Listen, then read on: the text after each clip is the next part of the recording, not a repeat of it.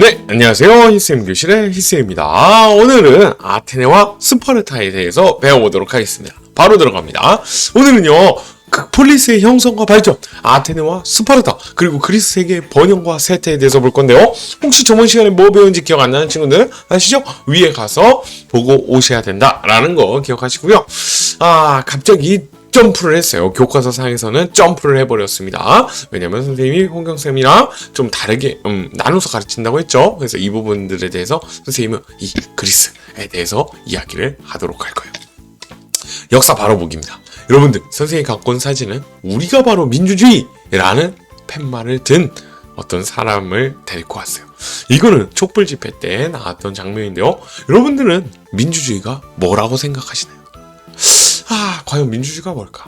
그리고 이 민주주의의 시작은 어디서 찾을까? 우리 역사에서는 민주주의의 시작을 이 그리스 아테네에서 찾는 것 같습니다. 과연 이 민주주의가 뭘까? 여러분들 이 수업에서 한번 고민해 보시고요. 그리고 우리가 진짜 수업 시간에 더 깊게 이야기를 나눠볼 겁니다. 첫 번째, 폴리스의 형성과 발전이에요. 폴리스의 형성과 발전에서는 이 에게 문명이 가장 먼저 나옵니다. 이 에게 문명은 기원전 2000년경 크레타 문명과 미케네 문명 등에서 발달하게 되는데요. 여러분들 그리스라는 그 반도 국가를 보면 그 주변이 바다예요. 그 바다를 에게해라고 하는데요. 그 에게에서 문명들이 발전해서 이런 것들을 이야기합니다. 그러면서 두 번째는 폴리스의 형성과 발전이에요. 여러분들 폴리스라고 하는 것은요, 간단하게 도시국가라고 보시면 됩니다. 하나의 도시가 하나의 국가의 형태가 된 걸 폴리스라고 해요. 이게 왜 생겼냐? 어떻게 생겼냐? 해안에 가깝고 방어하기 좋은 곳을 중심으로 아주 작은 도시국가 등이 만들어집니다. 그리고 이게 어떻게 발전했냐면요, 같은 언어를 사용하게 되죠. 이 그리스 내에 있는 여러 폴리스들은요, 서로 같은 언어를 사용해요. 같은 민족이라는 얘기입니다. 그리고 올림피아 대전을 열어서 유대감을 가집니다. 여러분들, 올림피아 대전이라는 건 여러분들이 잘 알고 있는 거예요. 올림픽을 의미해요. 이 올림픽의 기원이 되는 올림피아 제전을 4년 만에 한 번씩 그리스 여러 도시 국가들이 모여서 서로 운동 경기를 하면서 유대감을 다졌다라는 것도 기억을 해보시면 좋을 것 같아요. 그러면 이 폴리스라는 게 어떤 것이냐?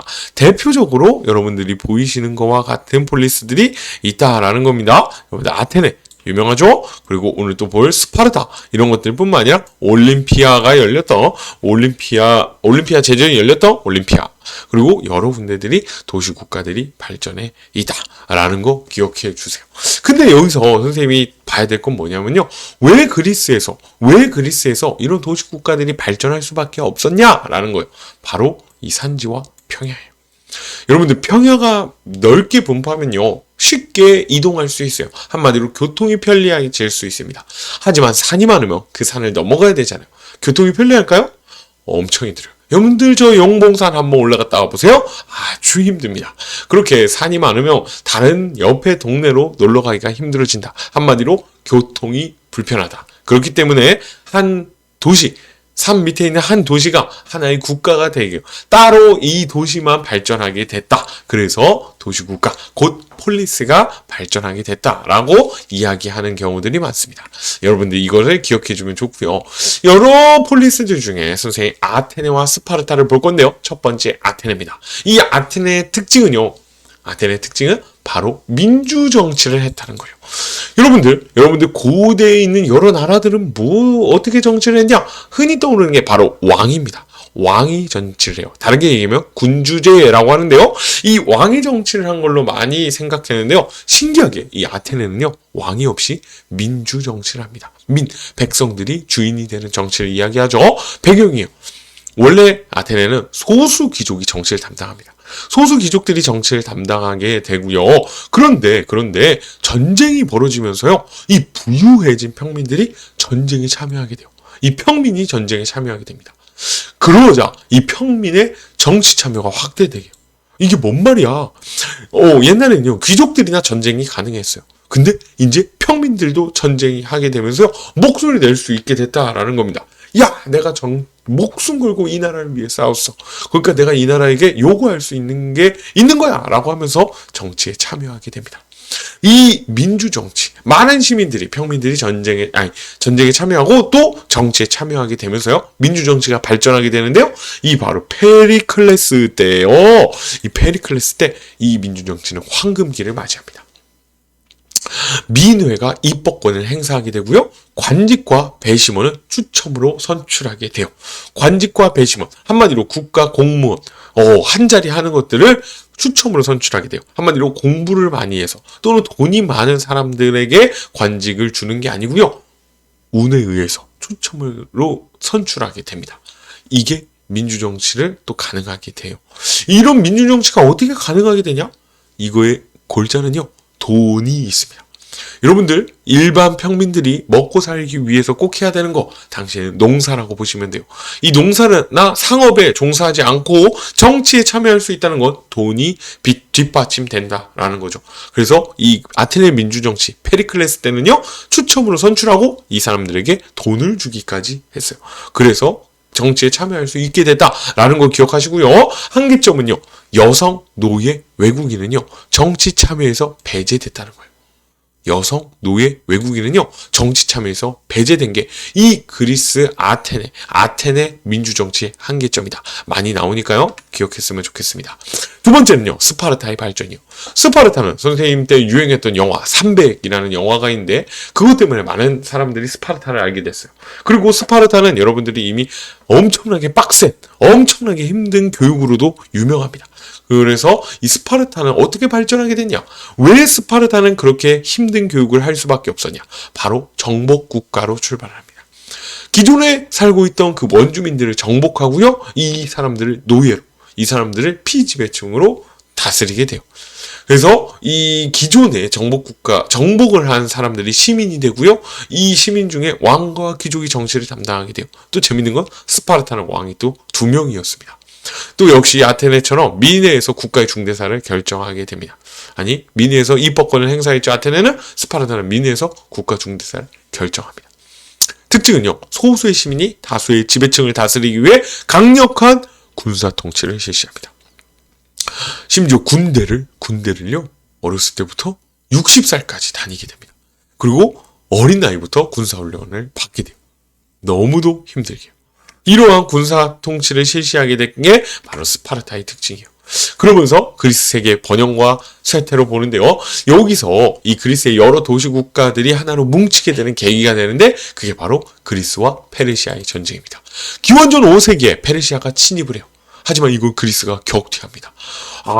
이거에 대해서는 지도를 보면서 조금 더 자세히 얘기해야 돼요. 그리고 아테네 중심의 델로스 동맹이 형성하게 됩니다. 바로 이 전쟁이 끝나고 나서 델로스 동맹이 결성돼요. 근데 아테네 중심의 델로스 동맹이었기 때문에 누가 싫었냐? 바로 스파르타가 싫었어요.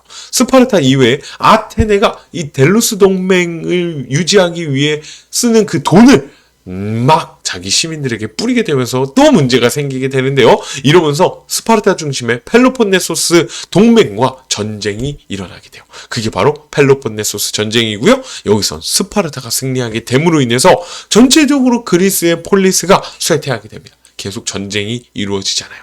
그러면서 마케도니아에 정복되게 되는데, 이 마케도니아는 여러분들이 잘 아는 알렉산드로스 대제의 아빠인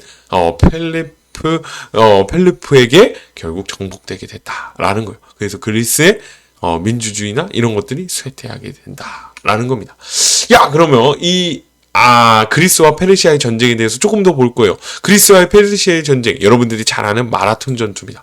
1차 페르시아군은 왔다가 태풍으로 인해서 망해요. 끝납니다. 2차 페르시아 전쟁이 또 중요한데요. 2차 페르시아 전쟁은 마라톤 전투로 아테네가 페르시아군을 승리하게 되죠. 이거에 얽힌 이야기들 알죠?